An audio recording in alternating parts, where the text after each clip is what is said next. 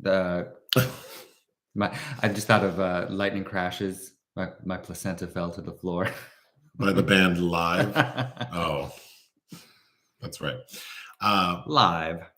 So yesterday was Kurt Russell's birthday. He turned 72. Hmm. Kurt Russell's your mom's favorite. Oh, yes. We grew up in a house that was devoted to Kurt Russell. And we both met him, you and I, separately. Mhm. We've been to... When you saw him, was that his home? No. Oh, when I saw him, it was at his home. Well, one of them. But anyway, the theme for this week's live was Kurt Russell. And the options were The Barefoot Executive, Silkwood, Tango and Cash, Death Proof, and The Thing. And The Thing earned 52% of the votes. I would have voted for Tango and Cash. Which is actually a lot of fun, even though I don't like Sylvester Stallone. It's a Konchalovsky film. I thought I could have had fun it would have been fun to talk about that movie. But you've also never seen Silkwood, which I think is excellent. It's a drama. Yeah, I assumed it was a drama, so I wouldn't have voted for that one.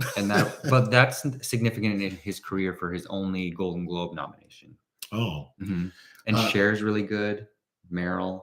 It's a Mike Nichols film. I also thought maybe the movie he did where he played Elvis would have been fun. Which is also directed by John Carpenter. It is? Oh, wow. But it's long. Oh. And it was a TV miniseries, technically. But I've seen The Thing once before with you, I believe. It's an excellent movie. Yeah, I've seen it many times.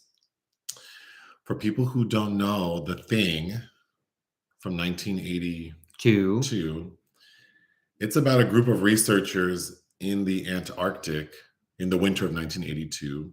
And we see that a spaceship has crash landed on Earth. And we find out later that it's speculated it crashed like 100,000 years ago. And this spaceship contains aliens, and the way they operate is they're like a parasite that will infect, in this case, humans, and like imitate them with bad intentions. So we have this group of researchers, American researchers, who are affected by this parasite. And really the film is about paranoia and how they all kind of turn on each other. And one by one, they're killed until the very end, when the research center is blown up and we presume has killed whatever alien creatures are on it. And then we're left with two characters just sitting there staring at each other. MacReady and Childs. Kurt Russell and Keith David. And they just resign themselves to their fate, which is like, it's going to be what it's going to be, the end. So it's very simple. It is. And it's notably, it's also a remake of the Christian Nyby, Howard Hawks film, The Thing from Another World from 1951, which of course, I think is it the Kyle Richards character that's watching that on the TV screen in Carpenter's Halloween. Oh, that's what you told me, yeah. And then there was a 2011 prequel that's no good at all. I think I grew up in a household where the was kind of devoted to this film. Oh yeah, my dad loved this movie. Periodically we watched it, had it on VHS that, like Aliens, got kind of worn out. But not knowing that this film wasn't a hit at the time, it just seems so strange to me that this was a flop. That's what I was going to say first. Is it's interesting people didn't like it, because I feel like now this film, it feels like so many things are inspired by this movie. And the setup of like a crew of people. And I mean, I know Alien also did that. Yeah, Alien, yeah, is a good comparison here as well. But all of those really are owing that formula to Agatha Christie with, and then there were none, is kind of that classic formula scenario that we can all kind of go back to. But I was also reading people didn't like how the characters weren't very well developed, but I actually like this version better than what we see oftentimes, where like we'll have like a crew of people and each one has like a distinct personality type, which I find kind of annoying, because we also don't know those people. We're just sort of making them a caricature of something. I like in this film how everyone kind of seems even, and really we're just seeing how they're reacting to their environment. So I think the way this film does it's more effective. Well, I think you can discern a lot about their personalities from how they are reacting, because it's like Keith David as Childs, for instance, is kind of this alpha male that's always butting heads, and he's aggressive and has a because at one point he tries to nominate himself to be put in charge, and I think Kurt Russell says we need somebody a little more even tempered, so Even keeled, and so you can tell things about them, and also based on kind of the cutting remarks they make, such as is it David Moffat when he shoots the Norwegian in the beginning, and somebody says like, "Oh, I'm glad to see you finally got to. I know you were excited to use your gun." Oh, so I'm just going to go through my notes. In the beginning of the film, we see Kurt Russell playing chess, and then the computer beats him, and then he gets mad and pours like brown liquor in the. I think they're drinking whiskey, aren't they? I assumed it was whiskey. That seemed kind of reckless for people who are stuck out in the middle of nowhere. I also read that because there are no women in the film, but I was reading that there was a scene with a blow-up doll that was not included. But the voice of that chess computer is Adrienne Barbeau. John Carpenter's wife at the time. Yeah, I didn't realize she was married to him. Oh yeah. That's the lady from Creepshow, right? She's in Creepshow, but she was in his previous film, The Fog. Oh, have I seen that? I'm sure you have. We've watched it. That's actually not one of my favorite Carpenter films. Oh, I thought I would watch it because of her. And it was also remade, but yeah. So the opening scene is we see like a UFO crash on Earth, but then the real opening scene is we see a helicopter chasing a dog. That poor dog. He's running. I guess I knew what the movie was about, but I wasn't clear why they were chasing the dog immediately. I felt so bad for that dog because they are really trying to kill it. They even crashed their own helicopter in an effort to get this dog. But the opening scene's really good because there's a lot of tension. Like, because even if you don't know what the movie's about, it's like something's going on that is very serious. This is going to sound terrible, but that initial body they find that's kind of mutated, I thought that looked like that orange chicken you heated up for me last night. I don't like when my orange chicken, like when it's breaded and fried, it looks like it could be any meat. It could have been calamari. It could have been pork. It could not have been calamari, I'll tell you that. But you know, like the shape, I like my orange chicken like P.F. Chang's. Like it's clearly chicken breast diced up and then coated in something. Next would be Panda Express. I did not make this orange chicken. You did not make it, no. And the restaurant we went to, I do like, but I probably wouldn't order that again. Okay, good to know. I think I saw a comment about it too. Is the chess scene and the recklessness of it is kind of that is a metaphor, because kind of the situation he ends up in the end with that, because they're playing a game with the alien. Oh, look basically. At that! People are thinking. I clearly wasn't. Another good scene is when they put that poor dog in the kennel. That was a good dog. He was a good little actor dog. And the way he walks in kind of like scared. I read that Carpenter was impressed with that dog because the scene where we see him creeping down the hallway to find the first host, the first human host amongst the Americans at least, he said that was only 4 or 5 takes. Oh, and I also read related to that shadow that we see, Carpenter he wanted some mystery behind it, so he used an actor that's not in the film to provide the shadow, so people couldn't guess who was infected. I said that scene felt like the dog was cruising. Yeah, but the one dog who realized like something wasn't right and was chewing its way out of the kennel, poor thing. Yeah. But then I thought when old boy, the guy, I mean, he's the one in charge of the dogs, whatever his name is, he tries to stop, I believe it's Keith David from like igniting. Oh, because they're shooting the dogs that are clearly like infected. And he tries to stop them. I think that's Clark. Clark is the dog handler. Yeah. That reminds me of like people who crash their cars to not hit like a pigeon. Oh my God. I'm running over the pigeon before I wreck my car. Just so everyone knows. I thought there are a few funny lines when they go get Keith David and say Mac wants the flamethrower. And Keith David's like, Mac wants the what? Keith David. What is happening? Keith David's so good in this. I think is it his debut? Is it? I don't know. And of course he would show up in They Live. Well, you know I love me some Keith David. Well, his fight scene, especially as Pastor Greenleaf. with But his fight scene with Roddy Rod Piper. oh. No, and he's very young and handsome in this. Yeah. It's always fun to see it just for him, really. And also, I like Kurt. But Kurt looks great too. Yeah. Apparently, took him a year to grow that beard and hair. I saw that. When they burned that creature in the dog kennel, they immediately grabbed the fire extinguishers and put it out. And I felt like that thing needed to burn a little bit longer, yeah. That thing would have burned until the flame died. I'm not gonna put it. I thought Wilford Brimley was really good. He's always really good, though. When he is opening up, like when he's doing the autopsy, he's kind of moaning about like, oh. I thought that was funny. Do you remember his diabetes commercials? Of course. I think there's a bit in because he says diabetes. Like there's a bit in a Strangers with Candy episode, I think, where Jerry Blank stumbles across Wilford Brimley tapes or something. Oh, does she? I don't know, but he's entertaining, especially because he's locked himself up in that one scene. I also really like where MacReady goes to visit him. And he's like, I'm ready to come back in now. That was creepy because I'm like, do not trust him. Do not trust him. And then he had a noose hanging. Yeah, he's like, oh, well, I'm ready to come back. I don't know. You look like you're about to hang yourself. You cannot leave.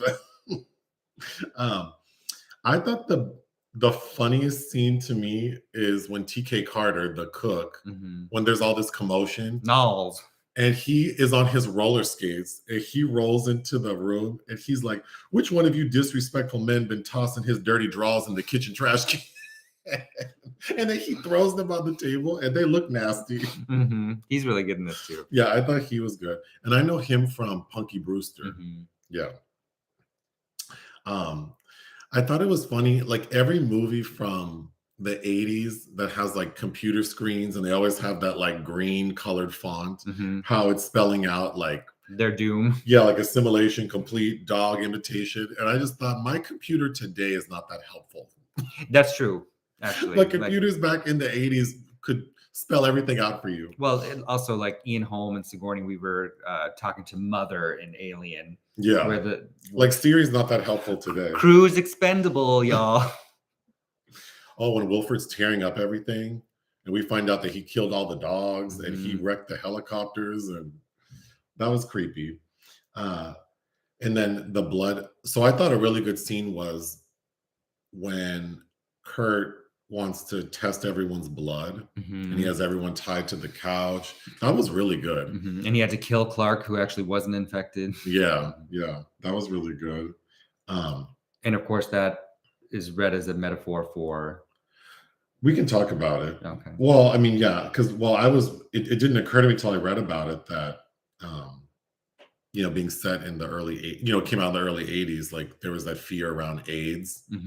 So I mean, we could talk about and blood testing. But yeah, that was a very tense scene. So the special effects are like, I think, the main character in the movie. From Rob Bottin, who you've seen a lot of his special effects work. That in The Howling. The Howling was right before this. I read that young man was only 22 when he started this project. Can you imagine? And The Howling was before this. Yeah, very talented. But yeah, some very memorable scenes. I think most of it holds up very well. Probably the only thing that doesn't hold up to me is the one with the head. The picture that I posted. This thing. Oh, okay. Yeah. I don't mind that. I don't know. I mean, that looks like a dummy head, but other than that, I thought everything looked really good. But there's one scene in particular where they're trying to use like the shock pads, and then like it breaks through the thing's like abdomen. Yeah, Richard Dysart's arms get chomped. And then chomped by like teeth. I mean, that's kind of over. I mean, that was a little silly. I would say like 90% of it holds up. It's over the top, but even those practical effects still look pretty damn good, though. They do. I don't know. The dog kennel scene is still. Yes. I don't know. Like nothing looks that good now. I 90% of it I think holds up very well. When they're doing the blood samples and he's using that scalpel, they're cutting deep. Well, I also thought that's not very sanitary because, like, no, but you know what I mean? If you're testing blood and you're contaminating it with other people's blood, like, because he's not using a new scalpel, he's just like wiping it on his dirty ass pants. And That's probably what it would look like, though. No, sure. But I mean, that added to the tension. Like, this is not that scientific. Like, what are we doing here? And he has this dirty wire that he's heating up, and it was very, very effective. And then Wilford Brimley, the shed he's in, we find out that there's a tunnel, and he's been building like his own little space or his own little vessel to escape. Was he infected, do you think? I don't. You don't think he was. Okay. That's all I have.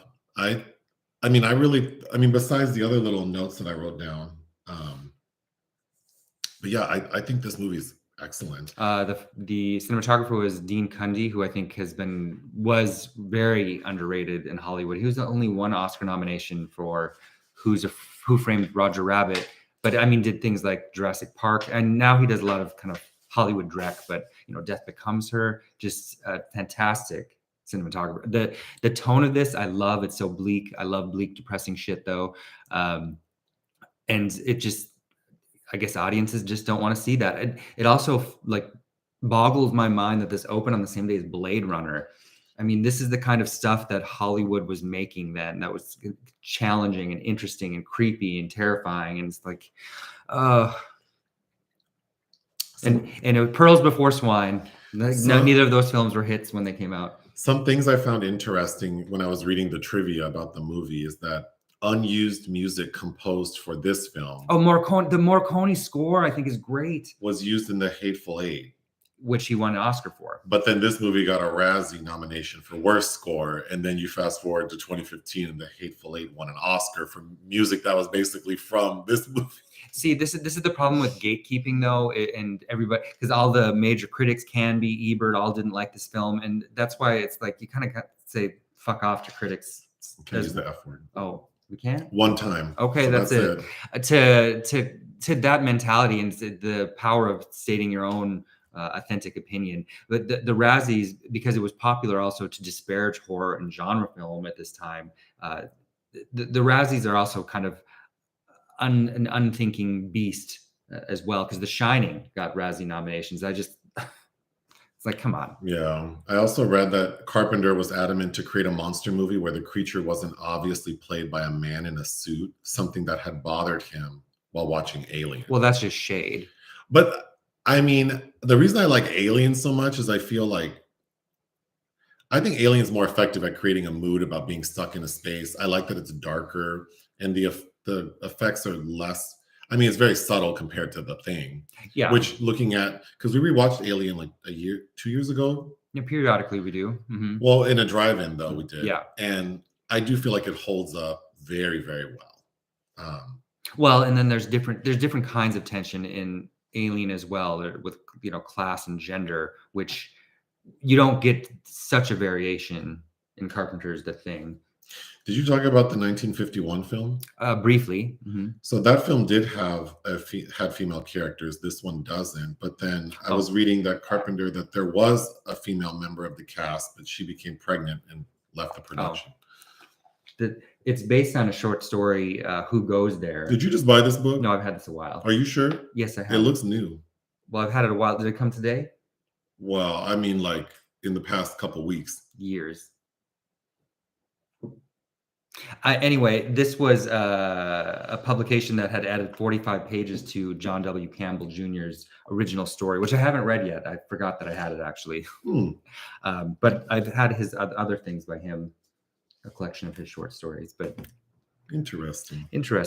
But yeah, the original, I think, is a lot of fun as well, and obviously has more humor. We forgot to note in the scene with the blood testing is that VD, kind of like a vintage VD ad in the background. Yeah, I wrote that down, that there's a World War II era poster warning of the dangers of sexually transmitted diseases, showing a cartoon of an exaggeratedly promiscuous woman holding a tag marked, "I have VD." The poster bears the title, "They aren't labeled, chum." So yeah, I mean, I guess paying homage to the AIDS scare, or because in 1982 it was still very like, it's still fresh. I don't even know that, because this would have went into production in probably 81, that they weren't even calling it AIDS. It was like gay cancer. Nothing was cobbled together. There was a name before that that they were also referring to as like gay cancer. But yeah, I mean, it's It is very effective. No, What I think this is a film that deserves to be called a masterpiece. what would you give this? It's my favorite Carpenter film. This is the film I give 5 out of 5 to, Wow. and I feel the same way every time I watch it. I love it. I would give this film 4 out of 5. I think it's excellent. I don't think all of the effects hold up. Some of it seems a little extra, like we didn't need that, and it kind of takes it down a notch for me. I also feel like the mood could have been a little darker at points. I still think it's an excellent movie. Sure, but people didn't like the darkness that it is. But and to me, I can contextualize like what were the limitations of the period. I think they transcend. I can too, but I also think you can show some reserve and just not like, because I think that's taste level too. Like they really went all in, like we're gonna do like the most, it feels like, and 90% of it works, but some of it does look a little like I think that the abdomen with the hands or the mouth biting, that was a little much. But then I think when that body lifts up into this, it all looks really good.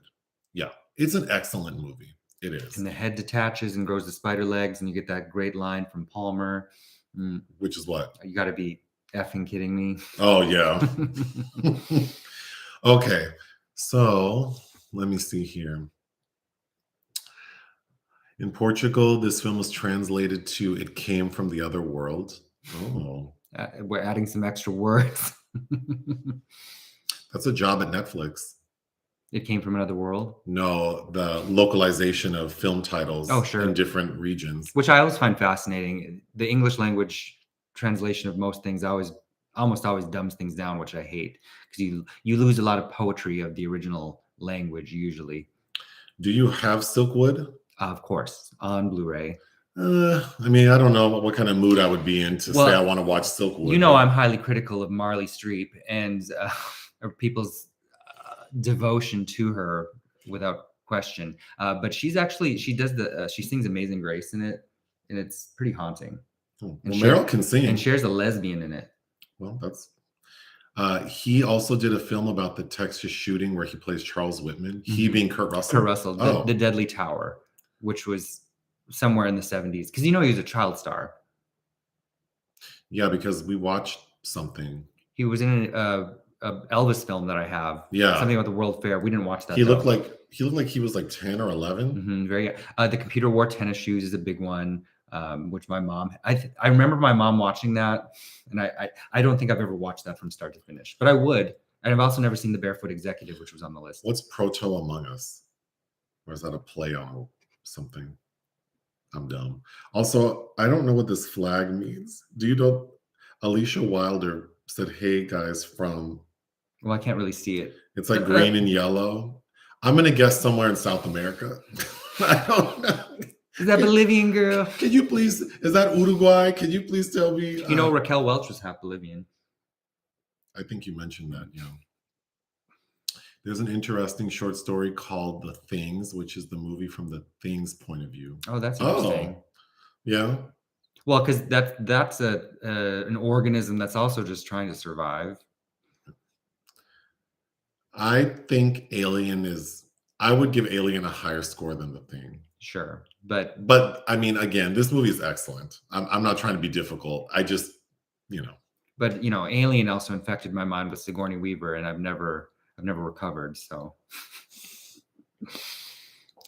Oh, my friend's father was the art director on The Thing, John. Wow. I mean, yeah, I love this film. And it sucks that it wasn't well received, because that must be so, because it really doesn't help. A lot of these films that become cult classics later on, or even like after home video release, it's like, well, if it would have been a hit when it was released, a lot of the people who worked on it probably would have gotten more work. But because it wasn't, it probably had it was a detriment to their career. It changes the trajectory of a career for sure, but a cult following can also regenerate, and you can do different things. Sure, but especially nowadays, I think like with things like Netflix, they will seek out those underrated directors or other, like A24, I think kind of does that too, seeking out new talent, but also throwing a bone to these people that haven't worked for a long time but are highly regarded. Is the 1951 film directed by the Hawks? Howard Hawks. Oh, Hawks. I think he's uncredited. It's technically Christian Nyby, but it's all over, splashed over the poster. Howard Hawks is also a director that could do anything. Westerns, comedy. He did Bringing Up Baby, which is probably my favorite comedy of all time. Red River, Gentlemen Prefer Blondes. Also film noir like The Big Sleep. And I don't really love To Have and Have Not. There's a better version of that Michael Curtis directed called The Turning Point. But yeah, Hawks, I think you can see his work on that, but it's fun in a different way. Well, the comment says that it's more humorous. Oh, also, the studio canceled the 3-picture deal Carpenter had because this movie failed at the box office, so he wasn't going to do Firestarter. Oh, yeah. But which is odd, he did a different Stephen King adaptation instead after this. He did Christine, which is a much superior film to Firestarter. Is Christine about the car? Mm-hmm. I do enjoy practical effects. Well, that's the fun part about watching films from the 80s too. Mm-hmm. Like the big sets and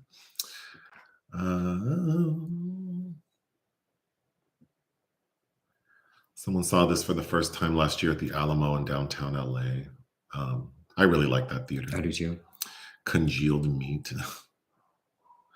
Oh, the score. You know, to be honest, I don't quite recall the score of this movie. Does it stick out to you? Mm-hmm. Oh, okay. Got that heavy. Morricone was trying to, because Carpenter, of course, usually did his own scores. He did the score for Halloween. Okay, I do know that. Mm-hmm. So Morricone was trying to pay homage to him. So it doesn't really feel like a Morricone score. But he's one of my favorite composers as well. Investigation of a Citizen Above Suspicion is, I think, one of the best scores ever. Have I seen them? No. Oh. My friend crashed her car to avoid a family of raccoons, and the car behind her ran them over anyway. Well, it's not funny, but it is. You know, it's okay to try. You guys. I mean, do what you can, but it's just like, it's also like when someone's about to hit you and then you swerve and then it's like you hit someone else and that car just drives off. Yeah, hit me. I'm not paying for anyone's repair. I'm trying to get a check. Pigeon slaughter on the dog. No, I don't want to kill pigeons. I don't either. They are kind of gross, but there's a Samuel Fuller film called Dead Pigeon on Beethoven Street. That makes me think the Mike Tyson series on, was it Hulu? Mm-hmm. That was pretty good. That was very good. Yeah. Mm-hmm. But we get quite a bit of time with pigeons in that series. Well, yeah. Keith David's voice is like butter. Do we know the actor from John Wick 4 passed? Yes. Lance Reddick. Mm-hmm. Yeah. Which, you know, because he dies in John Wick 4. And I wonder if, I didn't read what he died from, so I don't know if he knew that was coming. But that is sad. Oh, and maybe that's why, spoiler alert, he's killed in John Wick 4. But yeah. Yes. Oh, sorry, it's not out yet. Oh, shit, it's not out yet. No. It happens towards the beginning of the film. And this is live too. I can't even cut it out. Well, there we go. Sorry about that. I thought the movie was out already. No, it comes out on the 28th, I think. 27th, 28th. Oh. Wait. Whatever next week is. I don't know. Well, we're known for spoilers. Sorry. Yeah, there are a lot of cute lines. Looks like he's been real busy down here when they see Wilford's little. Kurt Russell's attitude is pretty good. Yeah. Well, and how he willfully does not want to call them Norwegians. He keeps calling them Swedes. I know a few people that would do that. Wow.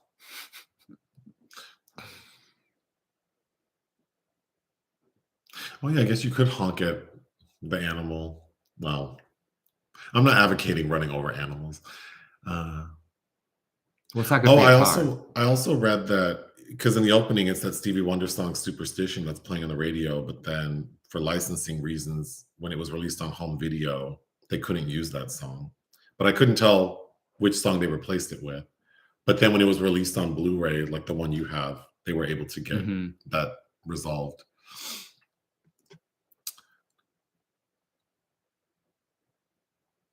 Oh, is Lance Reddick and Percy Jackson? You know, I've never seen Percy Jackson. Yeah. Who was that little white boy's name? Logan Lerman. Was that him? Was that Percy Jackson? I don't know.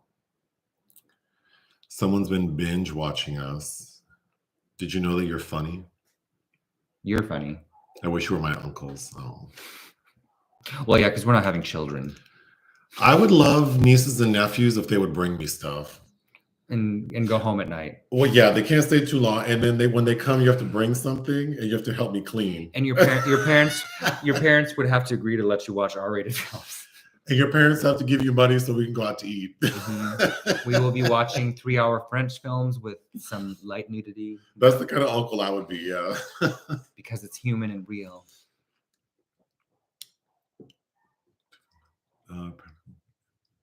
Practical effects work because they're not perfect, like life. Yeah. Yeah, see, it doesn't bother me. I don't know. I'd much rather watch a flawed practical effect than some other boring CGI monster that's created by the same team that's done all these other movies. It's just, there's no magic to that. And I don't think the people that are doing it are having any fun. It's like how they criticize all these drag queens on Drag Race. It's like, this presentation, this CGI doesn't look like anybody had any fun doing this. And why should I have fun watching that? Why? Yeah, that's a good point. I feel like in a movie like this, I can tell that there was a lot of work put into it, and that adds to something versus a film that's like fully on green screen. And then I can imagine that, yeah, there was a huge team working on it, but they're all sitting at a desk, like at their computer, which is still a lot of hard work. Yeah, and not that it's not, but I think I can imagine like this 21-year-old Rob Bottin, who I guess was suffering from exhaustion because he was basically married to the set of this film, being so excited to reveal the creations. You know, like you can just tell. Yeah. I don't know. Yeah. Someone bought 2 MacReady action figures from this movie. I'm surprised my mom doesn't have that. I think she liked Snake Plissken, I think was her Kurt Russell. From Escape from LA? New York. It's Escape from New York. LA is fun in a different way, but we reviewed that Blu-ray. Okay, I remember, yeah. But yeah, I think Snake Plissken was her sexy flavor of Kurt. We have some vinyl art in our DMs. I have to check that. Yeah, the themes about like people like paranoia feels very relevant thinking about COVID-19. Oh yeah. I saw a meme where it was like, based on how everyone acted during COVID, if we had like a zombie apocalypse, 99% of people wouldn't admit they've been bit, which is very much like this movie, right? Where no one. Well, also like people are with STIs. Or that. Like. Yeah, people love this movie. In movies, when people cut themselves, they always slice themselves up, and then it's magically healed a second later. Yeah, it's like those platelets need to work overtime to get on that cut. Or like the Scream movies, how they're all. How are they still alive? I don't know that I've seen Blade Runner. You have, when we first started dating. Oh, I know I made you watch that. Yeah, people don't like downer endings. I don't get it because life's mostly a downer, and it's okay to experience someone else's. I don't know. Yeah, that doesn't bother me, but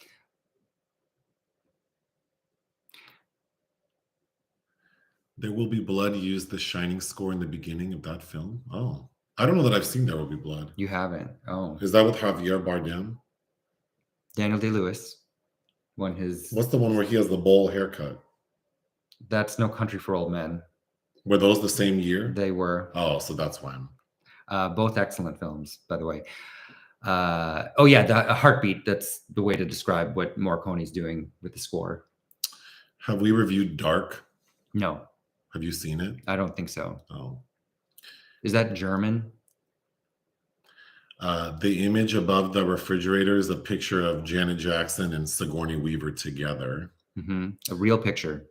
Yeah, they were at some fundraising event. Like 06 or 07. Thank you, baby Toshiro.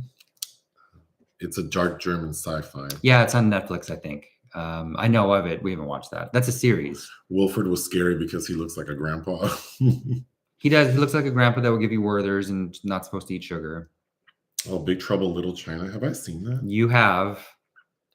This person's friend's dad was the art director on that as well. Wow. I don't love Big Trouble in Little China. I also don't like John Wayne, and Kurt's clearly doing a John Wayne impression. And I don't really like Kim Cattrall.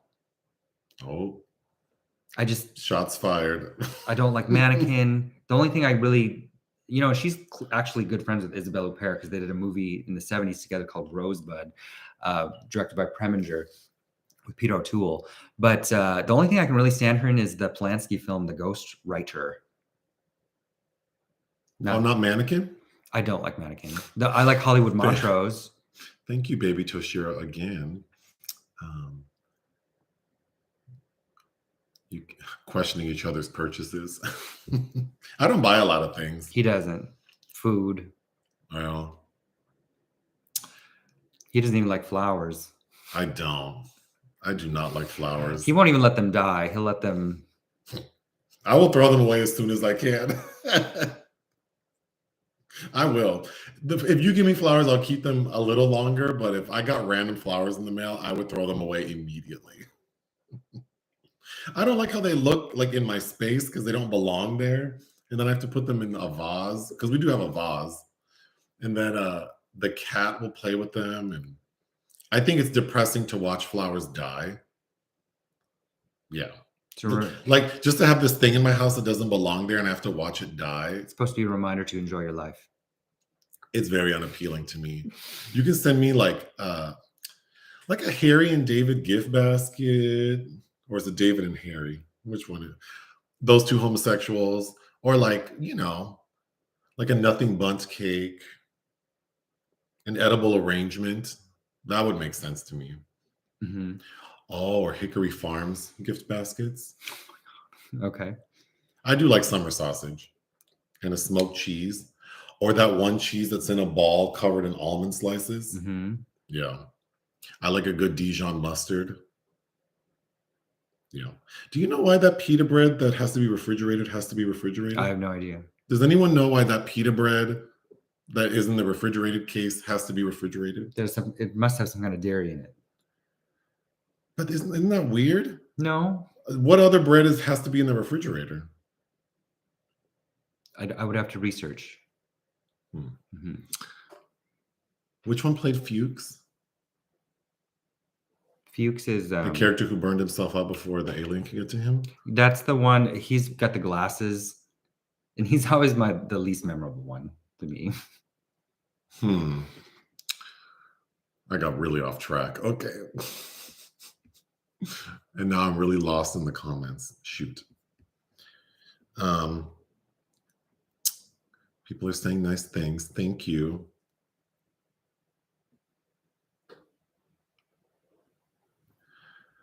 What are you snacking when you watch a flick? Usually drinking wine. Yeah, usually just drinking wine. We usually eat before we watch the movie. Mm-hmm. Yeah. Are there characters you didn't like in The Thing? I don't love Windows. I think. Which one's Windows? With the glasses that you thought was. Were you like, oh, that looks like Lorenzo Lamas at first? Oh, right. Yeah, and I also Palmer I don't love either as a screen presence, but again, I don't really dislike them. It's not like in Aliens where you remember all those supporting people's names and their character ticks, which is really rare. Yeah, but this is the masterpiece. It still is a masterpiece. It doesn't have to do everything. A masterpiece doesn't have to do everything. To me, a masterpiece is like there's nothing about it that there's nothing about. I don't want any of these people to be different in the movie. I'm just saying that as a human with a particular perspective, there are people I gravitate towards and people I don't. I didn't just there are no characters I didn't care for. But there are characters I don't like in Aliens either. But I'm saying there's. Have you seen The Songcatcher? No. Is that with Janet McTeer? Is that the one? Did you hear they're making an Alien but with teenagers? They are, yep. I'll see it. I already know I'm gonna. Someone hypothesized that Keith David is infected at the end. He could be, but they're both gonna die. I could see that. But yeah, they're both going to die. Oh yeah, Keith David's so good. How do you like movies like All That Jazz, Cabaret, Star 80? Fosse, great. Oh, you've never seen Star 80 with Mariel Hemming, very good. Eric Roberts. Cabaret, you've seen, you like. And we did watch All That Jazz with a friend over the pandemic. That was kind of the olive branch to Jessica Lange after King Kong. Yeah, I like Fosse. Have I seen Ghoulies? Yeah, probably. It's hard to sit through. I think it's bad. And there are 3 of them with the little thing in the toilet in the poster. Oh, I think I did try. I mean, I guess they'd be fun for the like raggedy. I mean, this person's saying that it's raggedy, but you know that could be fun. I don't think I was in the mood that day. I think I recall turning it off.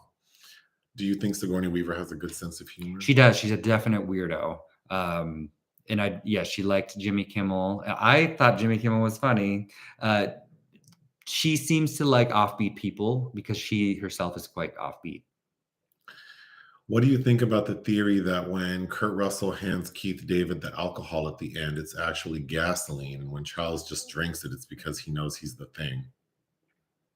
I don't know what that would be based off of, but I would believe if that were true. Sure. I think it's just more the finality of whatever these 2 people are at this point, whether they're an alien or human, they're gonna die. Yeah. Julia is upstairs. Yeah, she just made a one-time appearance. Oh, I just started reading Julia by Peter Straub, which I haven't read since I was a kid, the author of Ghost Story, because I think Shout Factory is putting out the film version with Mia Farrow that I remember really liking, and I haven't seen it forever because it's been unavailable. The Haunting of Julia. Anyway, there's another Julia in the house. Oh. What's the most visually stunning horror film ever made?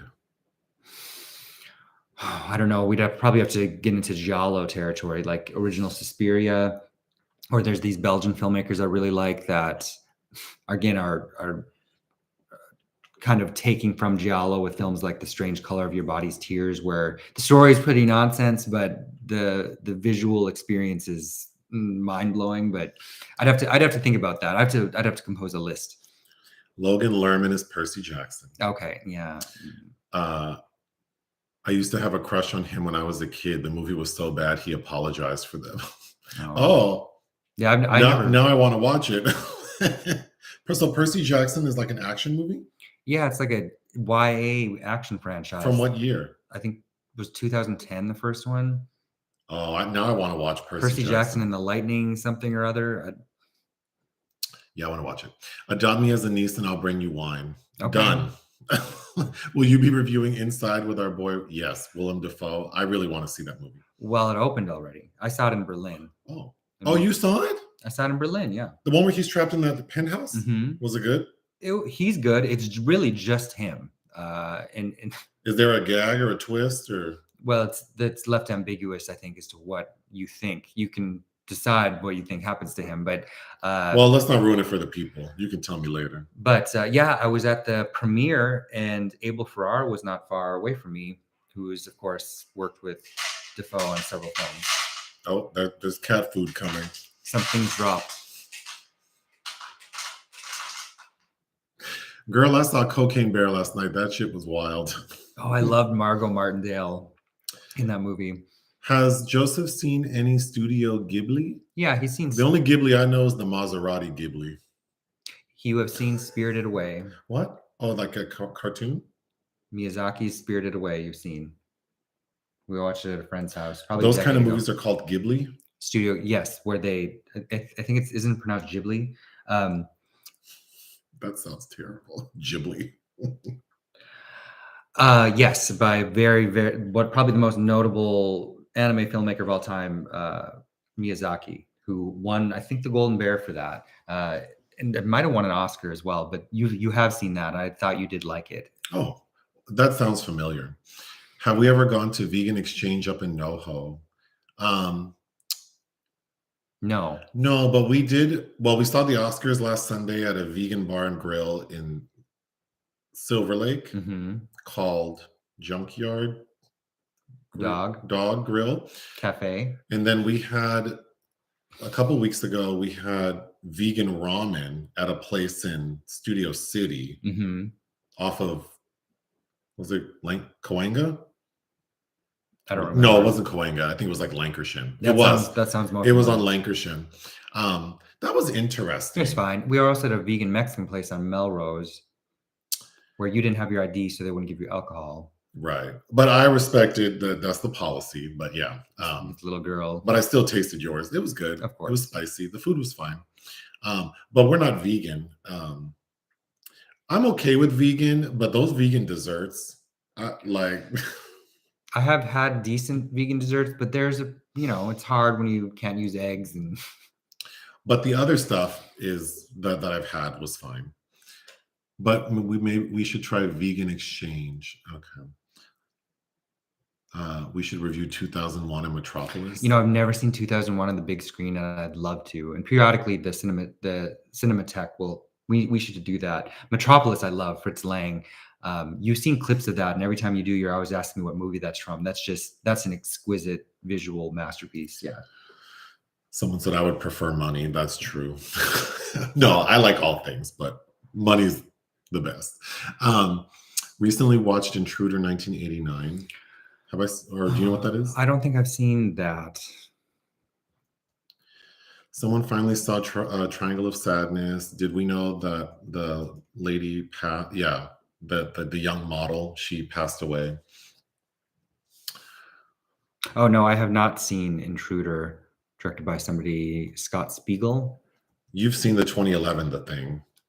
Yeah, it's not good, with Joel Edgerton and Mary Elizabeth Winstead. It's technically a prequel. I don't know why they bothered. The original Night of the Living Dead is the ultimate downer ending. I haven't seen that movie. Well, it's on Criterion. We have it. Oh. One of the was it the first American horror film with a black male lead? Oh, I need to watch that. Mm-hmm. Did you watch Pumpkin with Christina Ricci? Yeah, I own a copy of that movie. What did you think of it? I remember liking it, but I also haven't seen it circa 2003 or 4, because I remember she was like the Sundance darling. Samantha fans are shaking right now because you don't like Kim Cattrall. I don't really like Sex and the City, and that might be why. I don't have anything against it. I've seen some episodes that I think are amusing, but I don't know. I used to watch it with a homegirl of mine, 20 plus years ago.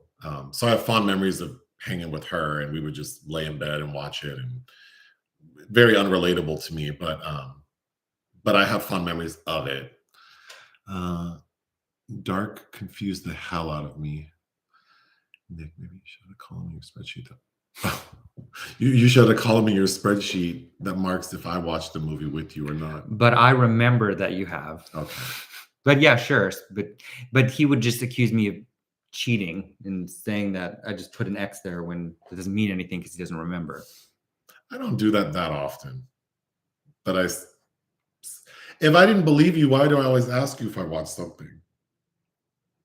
You try to paint me out as a villain. No. But it's not going to work. I'm not trying to paint you as anything. Lawrence of Arabia. I've only seen that once.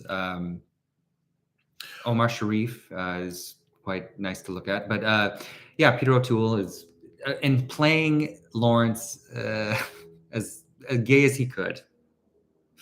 No. Yeah, well, now I want to watch it. Nothing Bundt Cakes Are Good.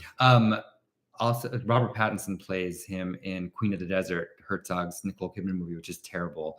But yeah, Lawrence of Arabia is definitely worth watching. Someone rewatched The Royal Tenenbaums after it was mentioned on last week's live. Oh my God, I give it 5 out of 5. Hilarious. You like that movie? I do, yeah. And I'm not even the biggest Wes Anderson fan. I say that I do like his movies. Again, I think I mentioned this last time. French Dispatch left me feeling very cold and like he's lost his sense of fun as well, and this heavily mannered.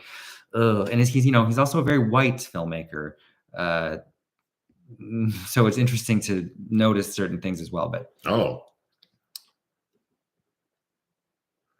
banana bread should go in the fridge or it gets moldy real quick. You know what? When Nick bakes stuff around here, it doesn't last long enough No. We eat that stuff so fast. We do. We had a banana. We had a bread period. We had a period in 2009, 10, 11, until we moved to LA. Basically, until we moved to LA, where someone had given us one of those friendship bread, like starter bags, where it's just a bag of like yeasty, watery dough. And for like 2.5 years, we made variations of that bread like every other day. Oh yeah. Oh, you were getting so excited. Like, I'm gonna do pumpkin cream cheese. Pumpkin cream cheese. I'm gonna do raspberry chocolate. It was out of control. Mm-hmm. How much bread do you like? I don't know how I didn't gain like 100 pounds. Yeah, well, we were younger and very active, but I was much younger, and the building we lived in had a gym, so I was in the gym every day working on my fitness because we made bread every other day, like loaves of sugary. Oh yeah, because it's coated with sugar. Because it's coated, like it's crusty on the outside, soft. Oh my god. Oh, sorry. The Lawrence of Arabia comment I want to make. That's David, the Michael Fassbender character in the Prometheus films. Is there are references to Lawrence of Arabia? People are shouting out nothing but cakes. It's good, but the red velvet I recall quite liking. Yes, Attack on Precinct 13, which I think is his second film, is a lot of fun. The remake is no Gouda, and Carpenter's debut, I think, is Dark Star, which Alien had borrowed some riffs from, because is it Walter Geiler who had worked on Dark Star, which is Dark Star is a lot of fun. Actually, I recommend that too if you haven't seen it. But Assault on Precinct 13 is a classic, and that actor from that just died quite recently. Thank you, Just a Guy. Can you name your 3 favorite Carpenter films? I don't know that I can think of. Maybe when you say what they are. Well, I know Halloween. Oh, and I saw one in Toronto. You saw his last film, The Ward, and Amber Heard was there. But can you name your 3 favorite Carpenter films? And I've seen everything except for Ghosts of Mars. I have not seen that. My favorite 3 are The Thing, Starman, and In the Mouth of Madness. I don't think I know 3 John Carpenter films then. Well, I do know The Ward, The Thing, and Halloween. Because I haven't seen the ones you named.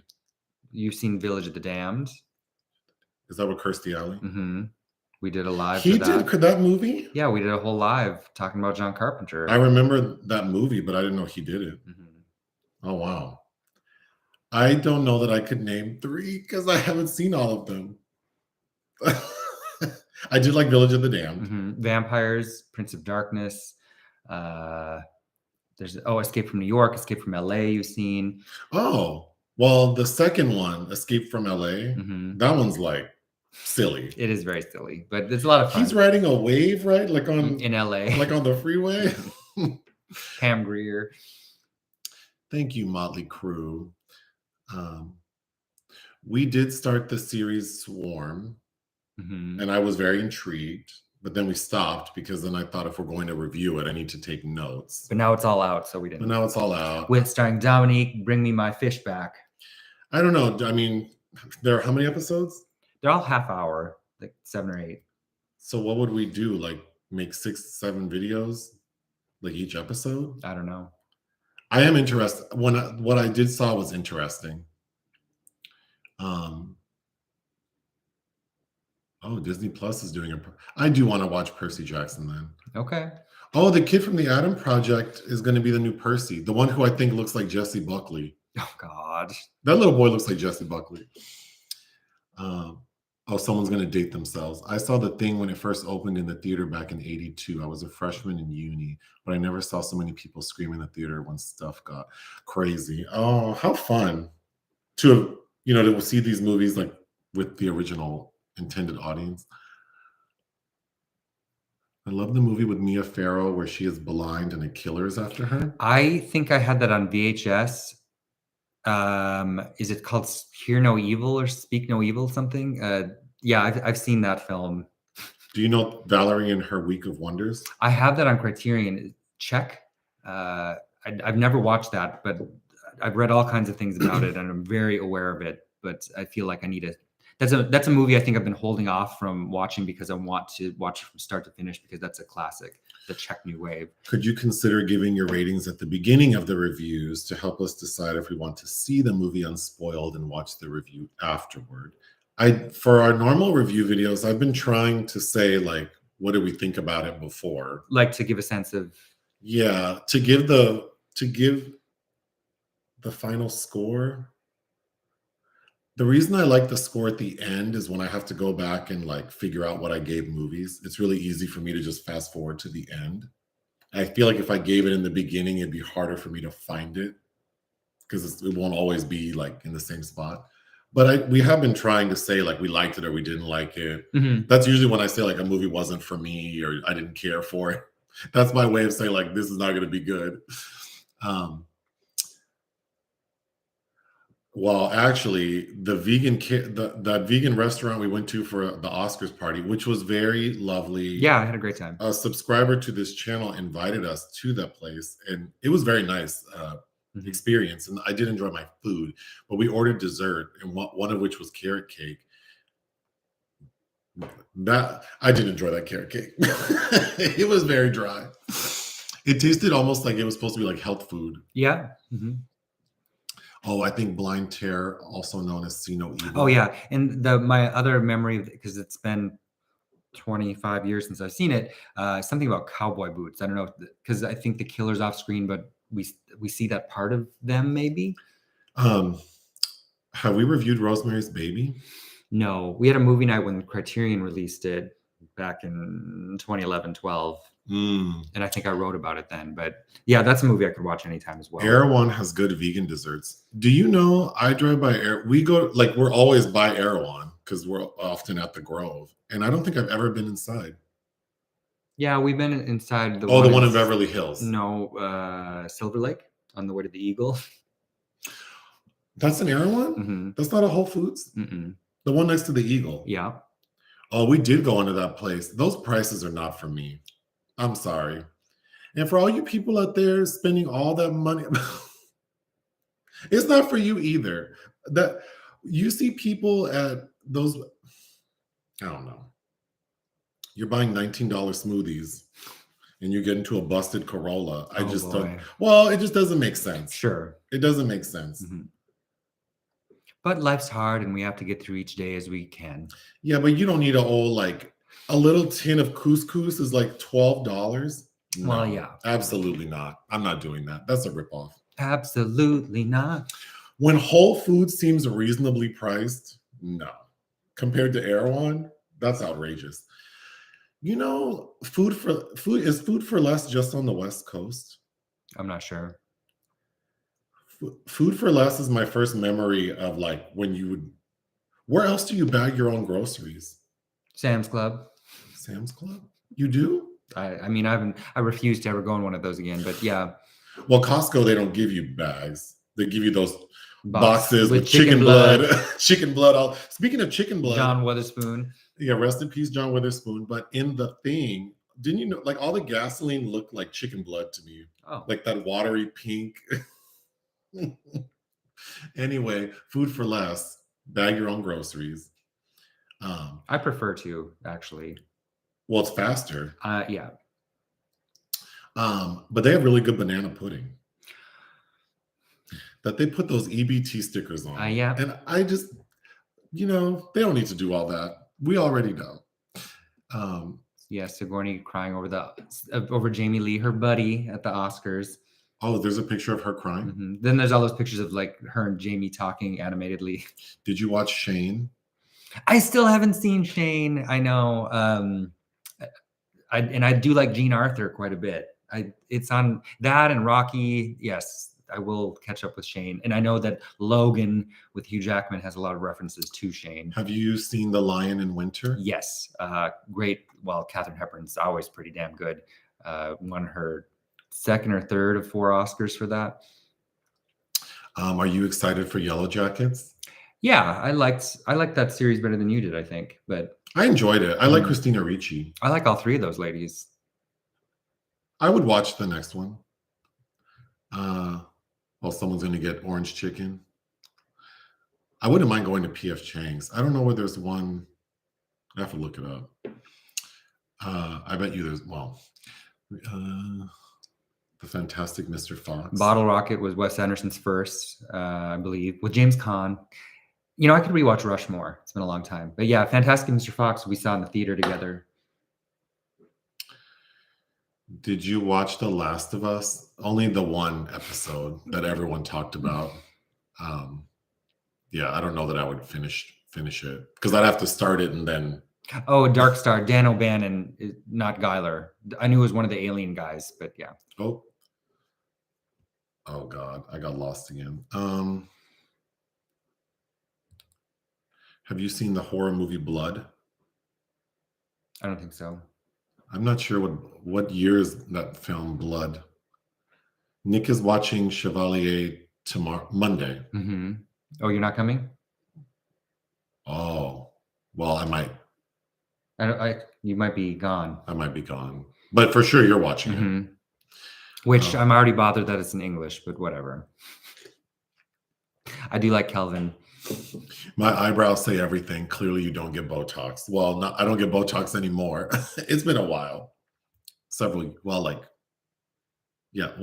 since the pandemic.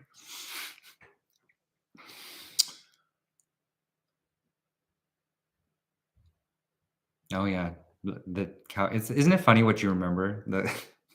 Because we watched Naked Gun 33 and a Third the other day, and I kid you not, I've not probably seen that since like 1997. And right before everything was happening, I recall everything that's happening. It's. What's your opinion on one of this person's favorite movies, Far From Heaven, starring Julianne Moore? Oh, it's amazing. Todd Haynes, Dennis Haysbert. Of course, you know, that's Todd Haynes redoing Douglas Sirk's All That Heaven Allows. I prefer Far From Heaven. Dennis Quaid playing a closeted gay man. I think she won. That Julianne was double nominated that year and lost both. But she won the Volpe Cup for Best Actress in Venice, I remember. Yeah, that's a phenomenal film. Are you still working on a movie? If so, I did some bad horror films where I clearly died, but I have an IMDb page. So if you need a victim, let me know. Okay, that's good to know. Nick's writing this afternoon. Mm-hmm. Yeah, it's a process. Nick is an artist and he's hard to wrangle. So he's not my best employee, but he's working on it. We got to get things going. Mm-hmm. He requires a lot of the conditions have to be right. Yeah, writing is not easy. It's fun. I love it. But the hardest thing is sitting down to do it. And you can't do it when there's distractions everywhere. I like Trader Joe's too for snacks. Mm-hmm. I do. But then we bring them home and then eat them all like immediately. In New Jersey, you bag your own groceries. It's not a policy. They just never have people to do it. See, I don't mind that. Well, sometimes the little person, the person bagging the groceries is a little slow. So sometimes I'll just be like, give me the bag. Well, just like, but you know, people are difficult. So it's like, you got to play Tetris with someone's groceries in this GD bag. And it's like, just put it all in my bag. Fine. I know to put my bread and eggs on top. Someone brought vegan carrot cake as oppression. I mean, there are some things you just have to sacrifice if that's the lifestyle choice you're going to make, right? Like it's fine. You don't need cheese anymore then. I don't need a cheese. If I'm going to go full hardcore vegan, I'm just not going to eat cheese. I've gone many months without eating cheese before. It's okay. What? It just, I don't know, like how far you have to get away from the thought of needing it if the original product is you think harmful or toxic. I mean, I don't know. Controversial topic. I don't have thoughts of being vegan, but I guess if I did want to be vegan, my personality would be that I don't need substitutes for things. Like I don't need fake cheese. Right. That's what I'm trying to say. I know, but yeah, but I mean, if people like it, it's fine.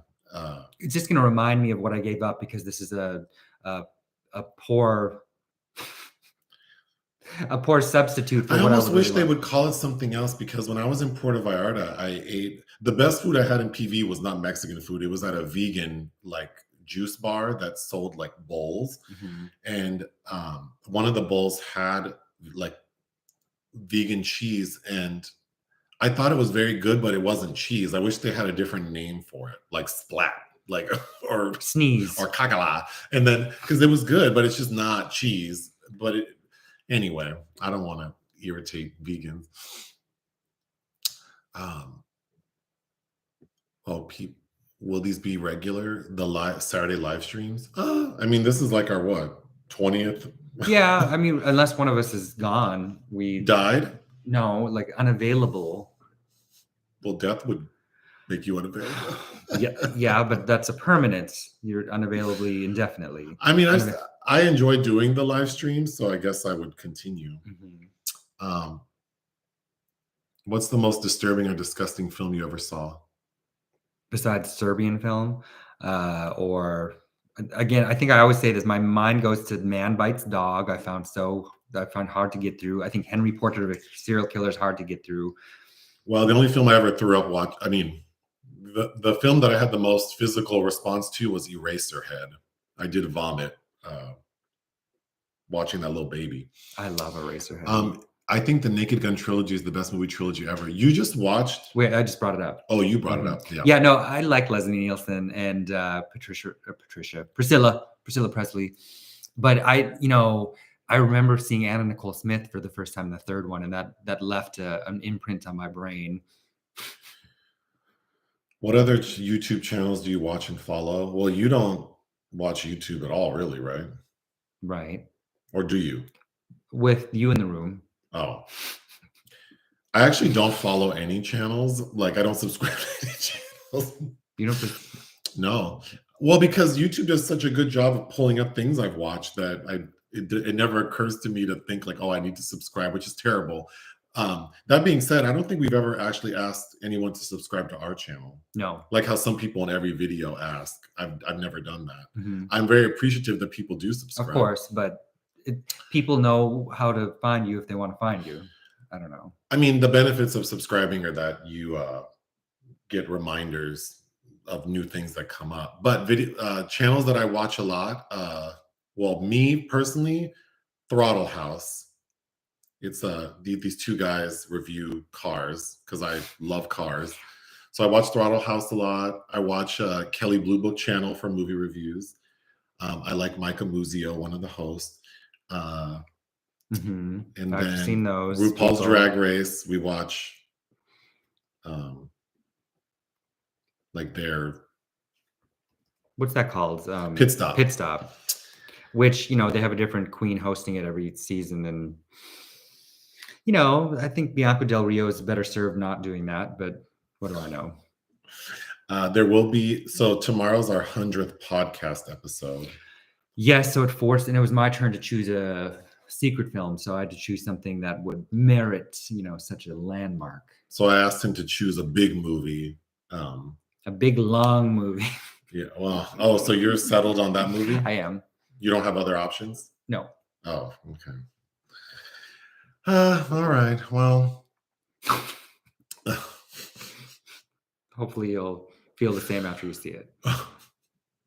Someone said, because I was saying how death would be a reason that we wouldn't do it. Someone wrote, not if you drop a phone into the grave, a la Mr. Harrigan's phone. Oh, Mr. Harrigan's phone, yeah. Trainspotting is disturbing. With that baby on the ceiling. I haven't watched that in forever, sure. Irreversible too, but not disturbing enough. I guess I feel like I couldn't or don't want to watch it again. Somebody asked about Kiriko and Qui-Gon. I haven't seen Qui-Gon in years, but I own it.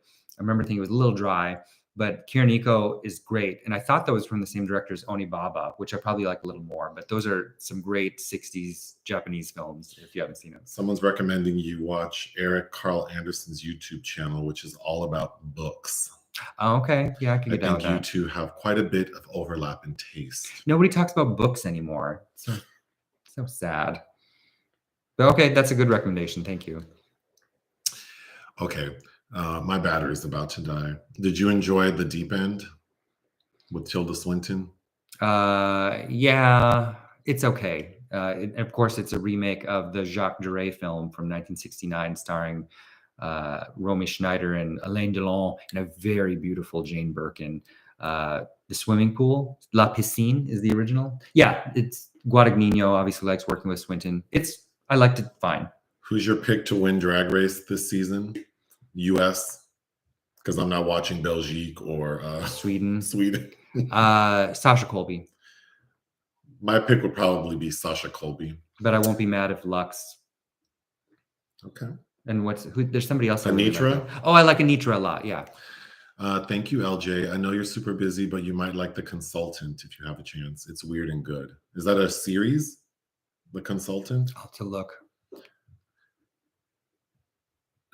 Nick did see Inside. He talked about it like a little bit ago. Criterion's last release of Qui-Gon is both longer and better. Oh, see, I saw it before it was on Criterion, and I do own the Criterion Blu-ray, but La Piscine is a remake of Reckless Moment. Oh, and La Piscine is Reckless Moment was also remade with Tilda Swinton in oh, did I just get that confused? Not Guadagnino. Oh, a Bigger Splash. Yes, sorry. I was thinking of Tilda in A Bigger Splash. That's a remake of La Piscine. Reckless Moment is an Ophuls film with Joan Bennett and James Mason. And yes, Deep End is excellent. From those guys that did that Dennis Haysbert movie, Suture. I'm forgetting their last name. But yeah, no, Deep End's great. That would be a fun podcast movie as well. Because her son's gay and he's being blackmailed. And his mom is... Oh yeah, you told me about that. The Consultant is a series with Christoph Waltz. Oh yes, I have heard of that. I also want to watch that. Is it Extrapolations? Yeah, you keep mentioning that. Yeah, that looks interesting to me.